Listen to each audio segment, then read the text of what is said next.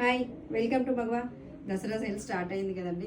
And online bookings కూడా బాగా వస్తున్నాయి. అండ్ ఇది వచ్చేసి ఇది చూడండి, ఫుల్ ట్రెడిషనల్ అండి. ఫుల్ పట్టు దివాళీకి దసరాకి చాలా మంచి అవుట్ఫిట్ అండి.